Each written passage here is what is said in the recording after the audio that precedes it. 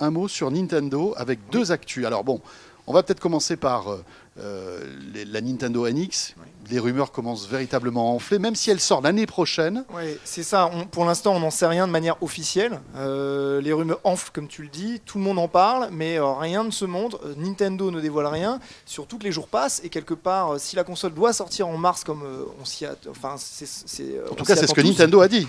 Il faudrait peut-être commencer à communiquer, à la montrer. Il n'y a pas un trailer, il n'y a rien, il n'y a pas un teasing, il n'y a pas une date, il n'y a pas une conférence. Il y a rien qui a fuité. Il y a des rumeurs qui disent peut-être que Nintendo pourrait bouger début octobre pour annoncer un semblant de quelque chose, etc. Mais c'est rien. En fait, ce qui est hallucinant, c'est que tout le monde en parle, sauf Nintendo. C'est ça. En fait, c'est vraiment la stratégie de Nintendo aussi ces derniers temps, c'est donc de dégainer un peu comme Apple, quoi, finalement.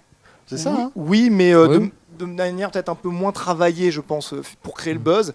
Nintendo a l'habitude de dégainer ces Nintendo Direct, tu sais, ces conférences en ligne qui sont assez atypiques parce qu'il y a un ton qui est à nul autre pareil, quoi, qui est vraiment un peu limite décalé. Avec ses développeurs japonais, parfois un peu austères, parfois un peu rigolos, bref. Et moi, ça m'étonnerait. Il y en a une il n'y a pas longtemps. On s'attendait peut-être à un petit bout de. Et ils l'ont annoncé même pas 24 heures avant. Ouais. Et donc, c'est possible qu'ils fassent la même chose pour la NX, c'est-à-dire on reçoit un mail et 24 heures après, il y a la conférence et ils annoncent la NX.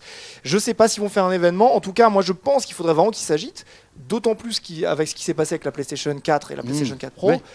Faut qu'ils montent leur carte. Qu'est-ce qu'on sait aujourd'hui? Alors, on ne sait rien avec certitude. Ouais. Qu'est-ce qu'on peut imaginer? Quelles sont les rumeurs aujourd'hui qui sont les plus plausibles, les plus cohérentes? Ça serait une console hybride à mi-chemin entre la console de salon et la console portable. En fait, ça serait prendre le meilleur des deux mondes et le meilleur de l'expertise de Nintendo pour créer une sorte de console où finalement ta manette serait comme une sorte de 3DS. Tu continues, en gros, tu es en train de jouer au prochain Zelda sur ton écran, tu dois partir au boulot, tu débranches ta manette et tu continues de jouer avec ta manette qui a un écran dessus.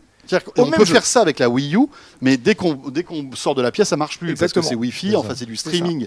Là, ça marcherait même si on s'éloigne. Tu serais en fait, le jeu serait chargé sur ta manette. En fait, on se demande même si finalement la manette elle-même ne serait pas vraiment la console. C'est-à-dire que tu aurais peut-être juste une sorte de petite station, une boîte qui permettrait peut-être d'avoir la lime et un petit brancher ça sur la télé. Exactement, avec des sorties HDMI et câble optique et tout ça. C'est les rumeurs. Maintenant, moi, ce que j'aime bien avec ça, contrairement à la Wii U, c'est qu'il y a un concept qui est assez clair. La Wii U, c'était un peu le bordel, faut le dire. C'est-à-dire que même nous, on a mis 6 mois avant de comprendre que c'était. Et même les exécutifs de déjà, Nintendo, la première heure, c'est d'appeler cette console la Wii U. Voilà. C'était, enfin voilà, ça voulait là, au rien moins, dire. En termes de marketing, en termes de marketing, c'est assez facile à vendre et à pitcher et à montrer.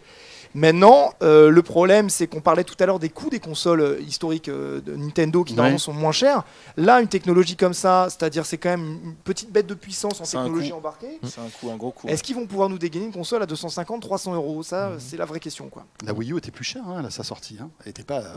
Mais elle était moins chère que les consoles existantes. C'est next-gen, On verra ça en mars prochain si tout va bien.